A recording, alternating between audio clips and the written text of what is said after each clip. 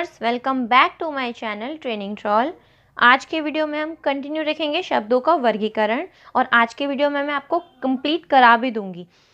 अब जो हम सीखेंगे वो है व्याकरण के आधार पर वर्गीकरण। शब्दों का व्याकरण के आधार पर वर्गीकरण कैसे किया गया है और किन किन शब्दों में किया गया है। व्याकरणिक प्रकार के आधार पर शब्दों का वर्गीकरण। तो व्याकरण के आधार पर शब्दों का दो प्रकार से वर्गीकरण किया गया है। पहला है विकारी शब्द, दूसरा है अविकारी शब्द। तो विकारी शब्द किन्हें कहते हैं और अविकारी किन्हें कहते हैं, इनको एक्सप्लेन करते हैं। विकारी शब्द ऐसे शब्द जिनमें व्याकरणिक नियमों के अनुसार ढलने पर परिवर्तन आ जाता है। विकारी शब्द का मतलब होता है कि ऐसे शब्द होते हैं जिनमें विकार उत्पन्न हो सके, उनको हम चेंज कर पाएं। कुछ शब्दों को हम चेंज नहीं कर पाते, वो अविकारी कहलाते हैं। पर ऐसे शब्द जिनको हम व्याकरणिक रूप से व्याकरणिक नियमों के अनुसार उनको हम चेंज कर देते हैं, वो वर्ड वही है, बस थोड़ा सा चेंज हो जाता है। वो किस प्रकार होता है वो मैं आपको समझाती हूँ। जैसे मान लीजिए हमने एक वर्ड लिया जो है लड़का, यहाँ पे लिखा है लड़का। अब इस लड़का शब्द का हम स्त्रीलिंग बनाएंगे तो चेंज होके क्या हो जाएगा, लड़की। लिंग बदल दिया हमने। वहीं अगर इस लड़के शब्द का हम बहुवचन कर देंगे तो लड़के या फिर लड़कों। तो इस प्रकार से चेंज होना ही, यानी कि किसी भी शब्द का व्याकरणिक रूप से व्याकरणिक नियमों के अनुसार उसका परिवर्तित होना ही क्या कहलाता है, विकारी शब्द में आता है, क्योंकि वो चेंज हो रहे हैं। अगर वो चेंज ना हो तब वो अविकारी होते हैं। तो ये चेंज हो रहा है व्याकरणिक तौर पर, यानी कि अगर हमने बहुवचन में करा तो लड़के लड़कों हो जाएगा और वरना स्त्रीलिंग में करा तो लड़की हो गया। तो ये तो चेंज हो रहा है, तो ऐसे शब्दों को विकारी शब्द कहते हैं। अब विकारी शब्दों में एक चीज और जान लीजिए आप, विकारी शब्द के चार भेद होते हैं। विकारी शब्द जो होते हैं वो चार प्रकार के होते हैं। पहला विकारी शब्द होता है संज्ञा, क्योंकि संज्ञा के अकॉर्डिंग भी शब्द परिवर्तित हो जाते हैं। दूसरा होता है सर्वनाम, तीसरा होता है विशेषण और फोर्थ होता है क्रिया। ये होते हैं विकारी शब्द के प्रकार, चार प्रकार होते हैं। अब हम जानते हैं अविकारी शब्द के बारे में। अविकारी शब्द ऐसे शब्द जिनमें लिंग, वचन, विभक्ति, पुरुष, वाच्य आदि के कारण कोई परिवर्तन नहीं होता। व्याकरणिक रूप से व्याकरणिक नियमों के अनुसार ऐसे शब्दों में कोई परिवर्तन ना होना अविकारी शब्द कहलाते हैं। और साथ ही साथ अविकारी शब्दों में परिवर्तन नहीं होने की वजह से इन्हें अव्यय भी कहते हैं। अव्यय इनका दूसरा नाम है। अविकारी शब्दों को अव्यय के नाम से भी जाना जाता है। ये शब्द जो होते हैं ये अपने ज्यों के त्यों अपने मूल रूप में ही बने रहते हैं, ये चेंज होते ही नहीं हैं, जिस रूप में हैं वैसे ही रहते हैं। तो जान लेते हैं ऐसे कौन से शब्द हैं जो ज्यों के त्यों बने रहते हैं। जैसे कि हम अगर बोले आज, आज शब्द जो है अगर इसको हम किसी भी रूप में चेंज करें तो नहीं हो पाएगा, ना लिंग में, ना वचन में, ना बहुवचन में, सॉरी ना ही विभक्ति में, ना वाच्य में, किसी में परिवर्तित नहीं हो सकता ये।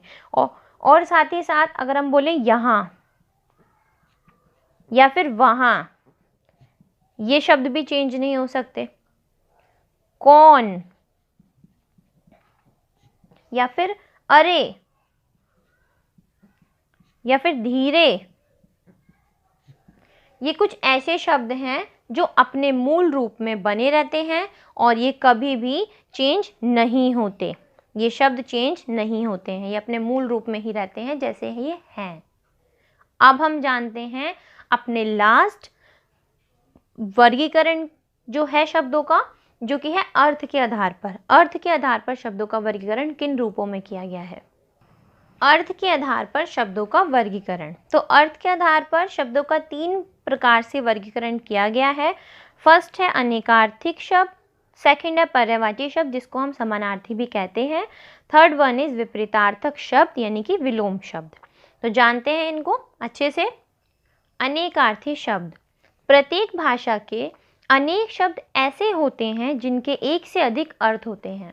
इसका मतलब है हर भाषा में हर एक धर्म का व्यक्ति अपनी ही भाषा में शब्दों का उच्चारण करता है, तो उन शब्दों के अलग अलग अर्थ बन जाते हैं।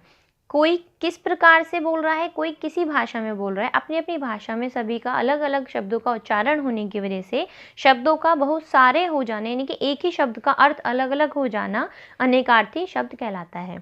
फॉर एग्जाम्पल, अगर हम बोले कि काम, काम को हम क्या क्या बोल सकते हैं, तो काम का अर्थ बहुत सारे होते हैं।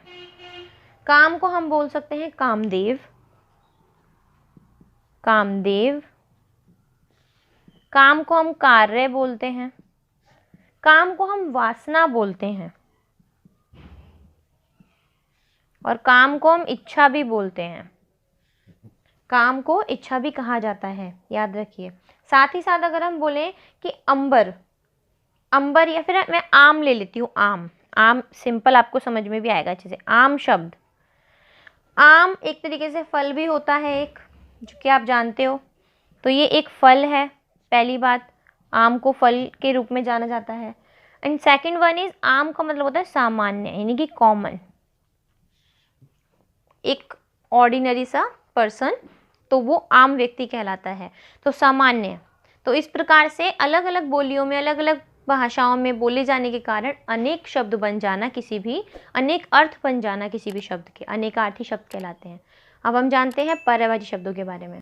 पर्यायवाची शब्द, एक अर्थ को प्रकट करने के लिए अनेक शब्दों का होना, एक अर्थ को प्रकट करने के लिए अनेक शब्दों का होना। अभी हमने अनेकार्थी में क्या पढ़ा था कि एक शब्द के लिए अनेक अर्थ होना।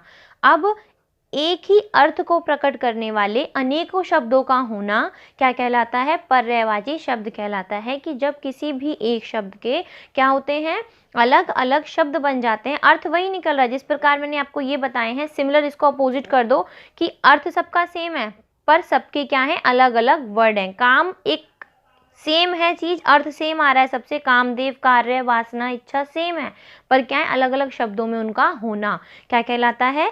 पर्यायवाची शब्द कहलाता है। अब जानते हैं हम लास्ट विपरीतार्थक शब्द।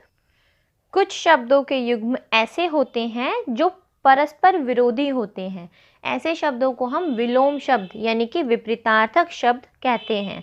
अब ये विपरीतार्थक शब्द जो कि आप सब जानते हो कि ये अपोजिट यानी कि उल्टे होते हैं। अगर हम बोले कि आशा, तो आशा का उल्टा क्या हो जाएगा? निराशा। हमने बोला आशा, तो आशा का उल्टा निराशा। वहीं अगर हम बोलते हैं अंधकार, तो अंधकार का क्या हो जाएगा? प्रकाश।